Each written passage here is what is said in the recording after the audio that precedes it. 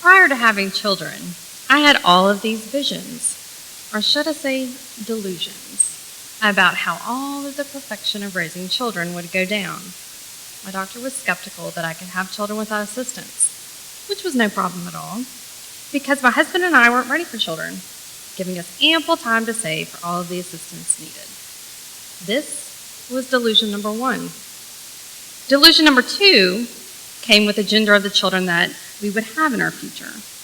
I just knew that we were going to have loads of girls who would twirl around in their tutus and have their daddy wrapped around their little polished fingers. Delusion number 3 was that we would have it all figured out prior to having those children. Go ahead and have a good laugh at our expense. We were really young and stupid. I ended up getting pregnant right after our honeymoon, on the pill, having periods. With the thought that I couldn't get pregnant, I was exhausted. Thought I had anemia, or maybe it was jet lag, or a busy schedule. Being pregnant never once crossed my mind until we were having dinner with a couple my husband went to medical school with. Any chance you could be pregnant? No chance in hell. The next morning, I took a pregnancy test, and it drew 2 very dark blue lines before I could even finish peeing on that stick. I fell off the toilet, and I proceeded to cry my little eyes out. My best friend drove my disastrous self to the doctor's office, where the blood work confirmed it. I was pregnant. Like, real pregnant. Close to second term pregnant. My best friend insisted that she take me to the hospital right then and there where my husband was on call to tell him. He's going to be over the moon, she said. I handed my husband the blood work in the hallway of the ICU, and the color drained from his face. Sweat soaked through his scrubs, and he hit the floor muttering, "I'm just not ready." Patients, family members, and other doctors walked by asking if he was okay, and my best friend made a break for it. He was not, by the way, okay. My best friend, my mother, and my husband came to the ultrasound. Remember how I was convinced that it was a girl? Immediately, an appendage showed up large and clear on the screen.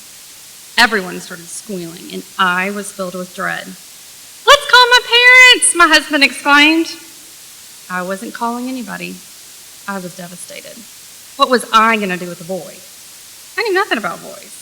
I knew makeup and hair and art and feminism and all things girl.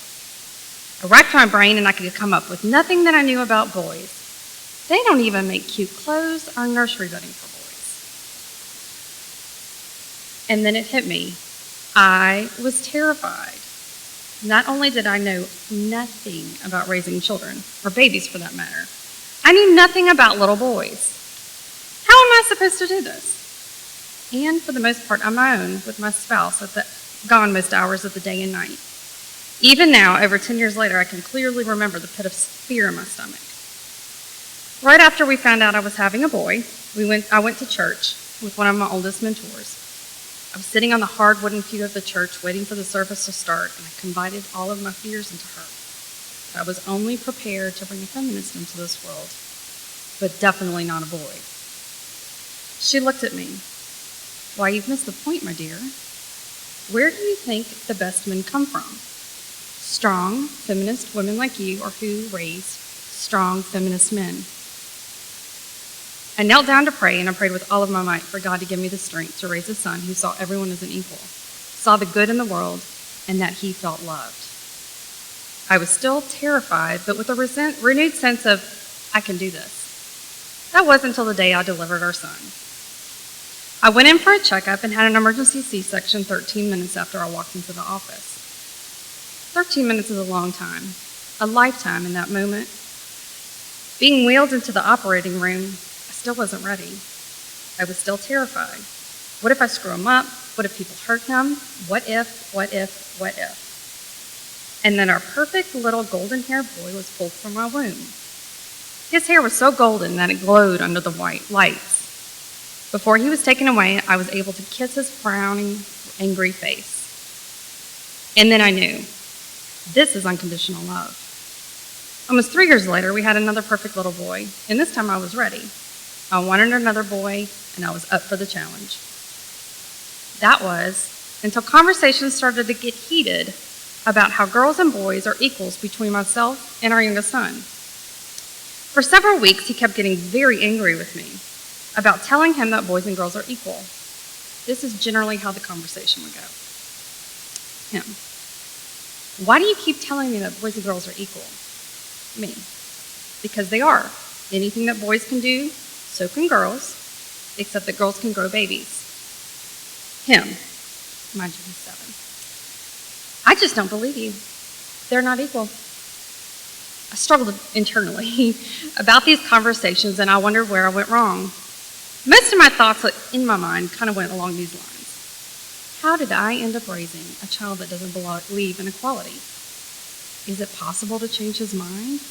I was so upset about this, and I was already worrying about raising an asshole and the ramifications about that thought 10 years down the road.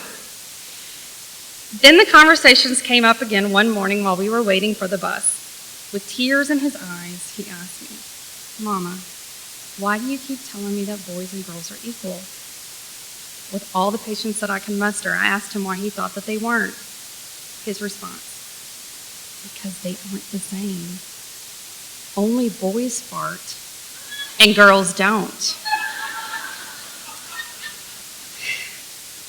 Seriously, kid? I'm having an internal crisis over here, and that's it? Okay. Later that day, I was standing in the kitchen at the sink with my back to the rest of the room. I thought I was alone. And we all know where this is going. Before I knew it, I farted. Yes, I'm genuinely mortified about this. I turned around and he was standing behind me. His face was full of shock and disappointment. I started to laugh uncontrollably. Him, why? Just why? He stood there. You need to explain yourself. Then he comes over, he spanked my butt, and he said, bad butt. With tears streaming down my face, I couldn't stop laughing. Him, I'm just so disappointed in you. He then walked off, and he refused to speak to me for the rest of the day.